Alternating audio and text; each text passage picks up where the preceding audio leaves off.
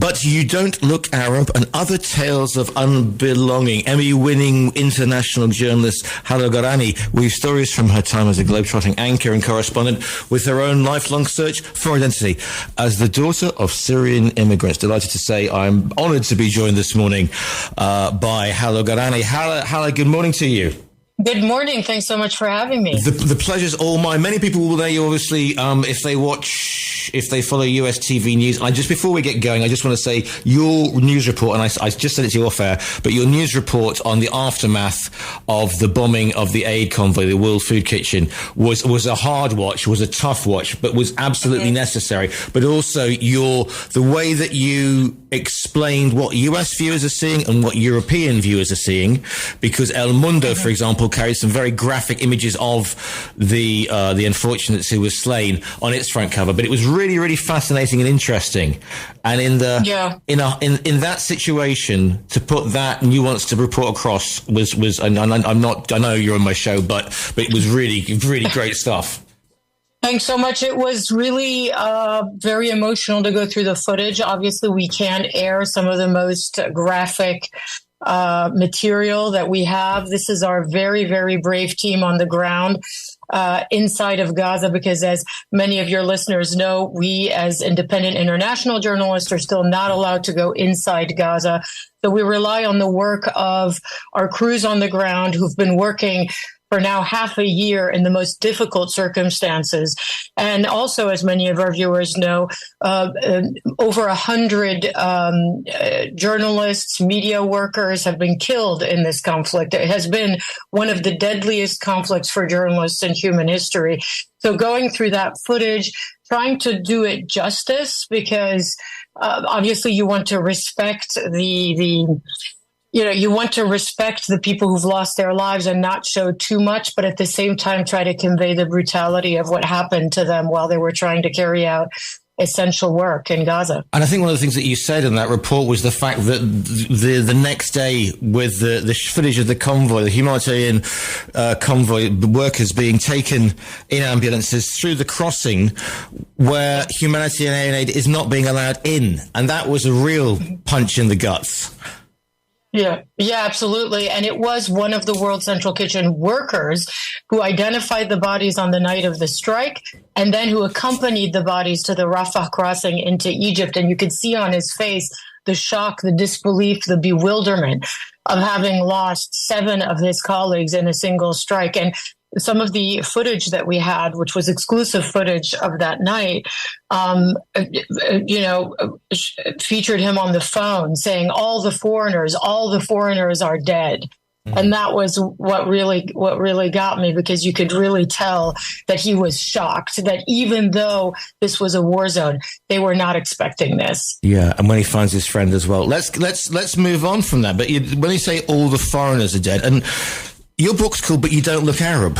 And that's an interesting title, because, and when you look at your story, because your parents are from Syria, you moved to the US, but in the book you intimate that although you've lived in London, Paris, the States, and obviously visited many places, it's a case of, it's not wanderlust, but a sense of maybe not belonging somebody, and that's a particularly interesting situation for somebody whose parents come from somewhere else, if you see what I mean. Yeah. So I called it that because it's the sentence that I hear most often when people ask me where I'm from, because my name is obviously not a Western name, Hala, they don't exactly necessarily know where it comes from. They sometimes assume I'm Eastern European. This is a radio show, so people might not know what I look like. I'm blonde and blue-eyed. I look like Giselle Bundchen. No, joking. Exactly. Yes, and I'm Brad Pitt, but there you go. Exactly. That's a good thing about radio. Exactly. You can just say whatever.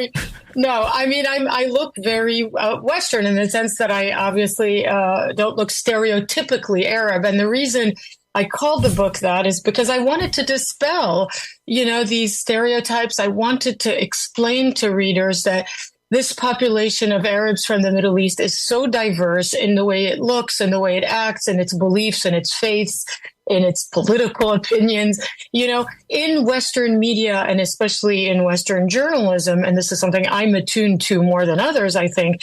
there is kind of this constant drumbeat of stereotypes surrounding how people from this part of the world are portrayed. And oftentimes Western journalists will talk about Arabs in the Middle East only when there's a crisis, right? A war, an attack, an actual disaster. That's like knowing somebody only when they're having a nervous breakdown. There's so much more to the region and to the people. And I wanted to tell a universal story of the search for belonging as the daughter of immigrants, born and raised in the West, but with real emotional ties to another part of the world. And I was just speaking with one of my colleagues whose wife is Japanese, 3/4 Japanese, and he was telling me, well, when she goes back to Japan, she feels the same way because people don't consider her fully Japanese. In the West, they don't consider her fully Western.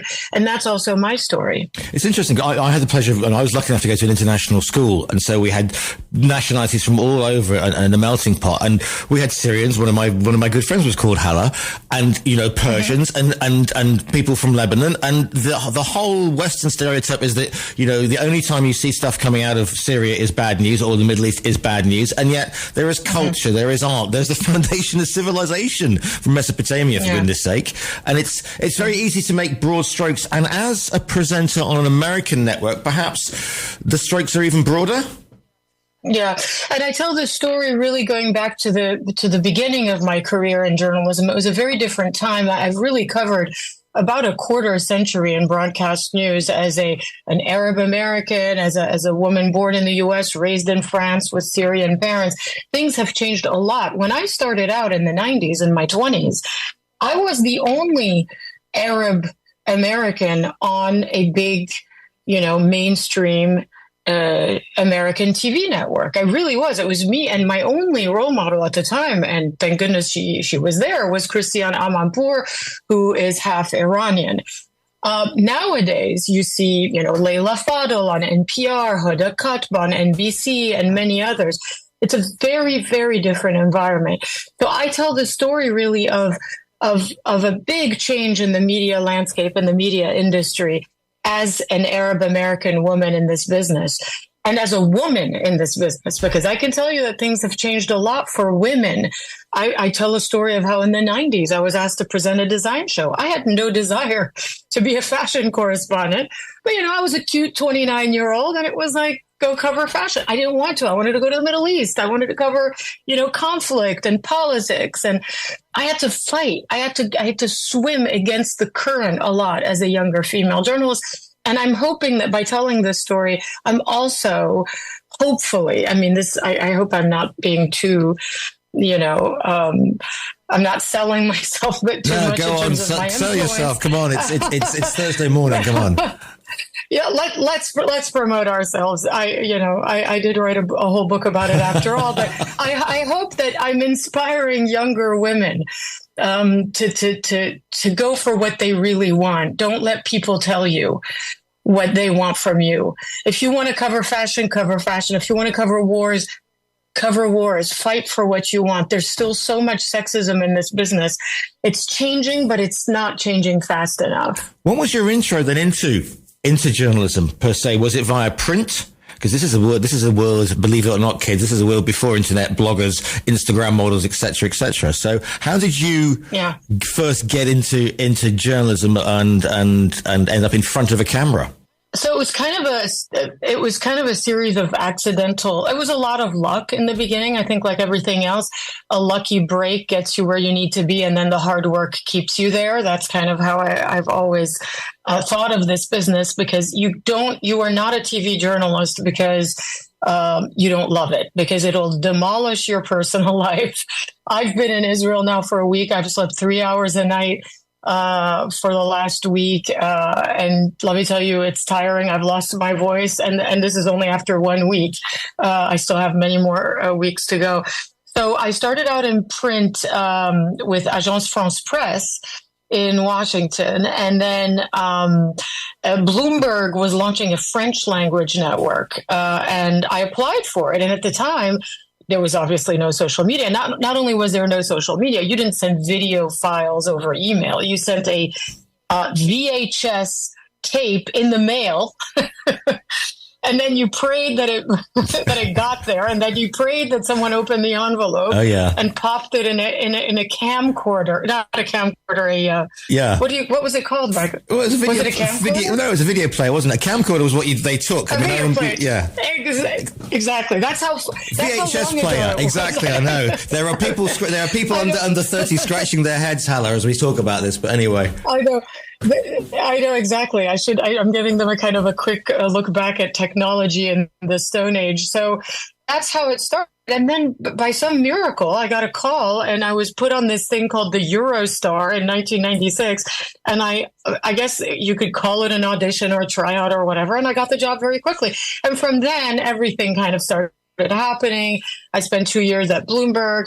I joined CNN in London in 98. I was a financial news reporter for them. I didn't want to do financial news, but I thought I need to get my foot in the door somehow.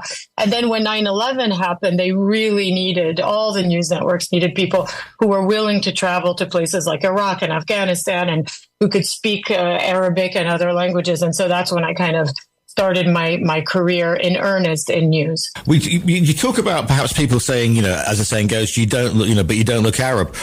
How were you received? Because you've been in, to put it mildly, some interesting places, and I use the word in the old, may you live in interesting times reference. How are you perceived by other Syrians? You were, like I said, you went to other Middle Eastern nations, and again, a lot of them. Again, I'm not painting with a broad brush here, but there is the idea that there's a long tradition of matriarchal societies in Middle Eastern countries, but you are coming up against militarized young men with automatic weapons who perhaps don't have the most enlightened views of women. So I would say that is true. That can happen, but I would say that also is kind of a preconceived notion that I try to dispel, is that yes, you do have that. In certain situations, you have it in, Europe, because there's a war in Europe going on right now, and highly militarized men at checkpoints. It also happens in European countries. It happens in Africa. It happens in Latin America. Overall, it's a culture that is like everywhere else in the world, patriarchal. What helps me is the fact that when people see me, they assume I'm Western, and then I start speaking with a very thick Aleppo accent, and then suddenly everybody relaxes and realizes that I'm not going to be judging them. I'm not going to be coming. I'm not going to be covering the story with maybe this set of stereotypes that others might be covering the story with. So it's a big help for me to be able to speak the language, to be able to connect on an emotional, on a human level with the people I'm covering. It's a huge advantage. But you do see a lot of surprised faces when I open my mouth. I can tell you that, because my vocabulary is poor in Arabic, but my accent couldn't be thicker because I was raised in a household where my parents and my family spoke Arabic with a very distinctive Aleppo accent, which is kind of like, if you're French, it would be like speaking French with a Belgian accent. It's a very recognizable one right away. I was going to say, is it recognizable? I speak Spanish, but I speak it with an Andaluz accent because I learned it on building sites, and so therefore every second word is a swear word. So therefore it always gets me in trouble when I go to Madrid. But that's I'm sure.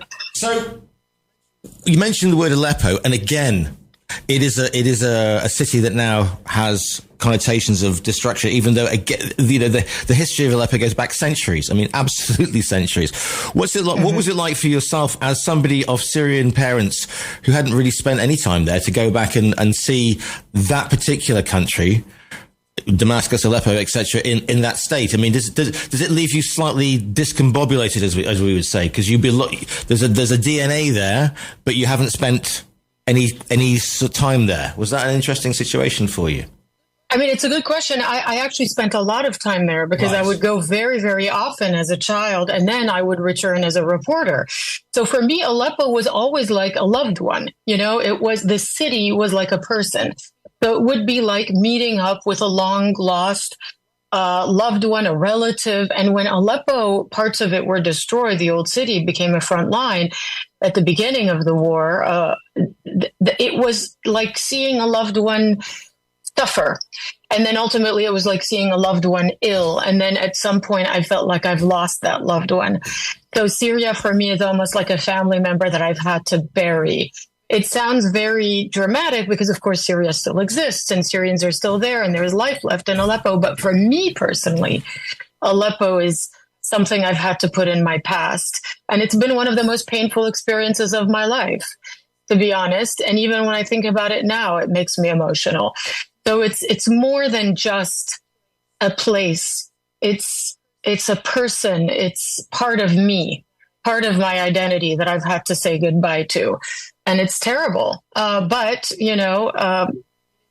it is what it is, I guess, as people say. Yeah. That's part of that's part of the reason I wrote the book, because the book covers 100 years and it starts in Aleppo in 1909 and ends in Aleppo today. It covers more than 100 years. And that is one of the threads, the kind of connecting threads of the book is Aleppo through the decades, from the fall of the Ottoman Empire all the way to this terrible war.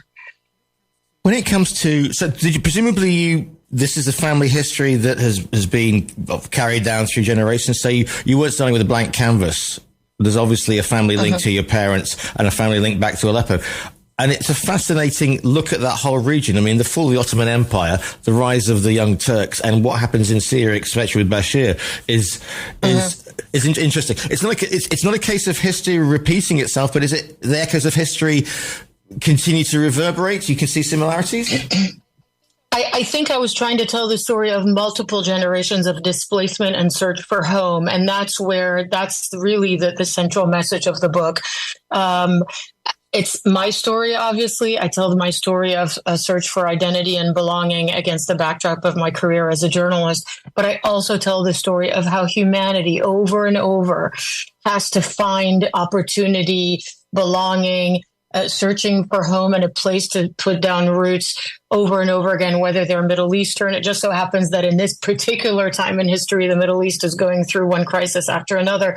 But in other times, it's been other parts of the world. And every single person listening will have an ancestor or will have a story of displacement, of having had to leave because of persecution, because of having to look for economic opportunity. Everybody has that in their family history. That's the story I was hoping to tell. And ultimately, you come to the realization that, the home really is in the search. It's in the journey. It's in this constant perpetual movement of trying to find a place to call, to feel good, to feel finally that you can put your suitcases down and say that you belong here. I think hopefully it'll resonate with more than just people from the Middle East. Indeed. And so, I mean, where do you, I mean, this may sound like a silly question, but where do you call home at the moment? I mean, we're not going to say wherever you lay your hat or wherever you do your video link from, but what is home to Hala Gorani at the moment? I think the closest to home would be where I grew up in Paris. My mother still lives in the same apartment I grew up in as a teenager in Paris. And so I do feel, I feel like a sense of belonging there. I take the Eurostar. It's only a couple hours from London, where I live with my husband. And I think, it's the same bakery, boulangerie, the same pharmacy that's been there for 40 years, etc. I think it's there ultimately that I feel most at home. But I think it's the French sometimes who don't treat me like this as my home, not because they're being exclusionary, but because I'm not French, and when I speak French, they'll say, "Oh, you speak such good French." And I have to say, well, it's because it's my native tongue. Really? It's your native tongue? Where did you learn it? I learned it in school in France, So that kind of goes back to kind of, you want to feel at home somewhere, but maybe sometimes it's your environment that doesn't allow you to be 100% integrated. The book is called But You Don't Look Arab, and Other Tales of Unbelonging. It's by Hala Gorani, who is speaking today. Hala, if people want to find you online, I was going to say, where can people find you? They just need to turn on their televisions, but where can people officially find you for some more information? Well, I'm working as a correspondent for NBC News now. I left CNN a couple of years ago. They can find me on my social media. I post a lot of my reports. H. Gorani on Instagram is a good place to go. And then just follow me on social media. And I try to post I'm working on a very important story, by the way, about strikes in Gaza right now. So that'll come up in the next 48 hours. And also my book is available anywhere you buy books and on Amazon. And you can also order it via our own virtual bookstore. So therefore, don't need to go to any of the Amazons. You just click on our own website and it will appear. But don't worry, we're not trying to get some money off you without looking, Hala. Don't worry. Thanks so much. Listen, I just want to say thank you so much for your reporting as well, over, because it is a tough assignment, but you do it very, very well indeed. And like I said, as they say, chapeau to you for what you're doing over there. The book is called "But You Don't Look Arab and Other Tales of Unbelonging." It's by Hala Gorani. Hala, thank you so much for your time today. Thank you. I appreciate it. Thank you.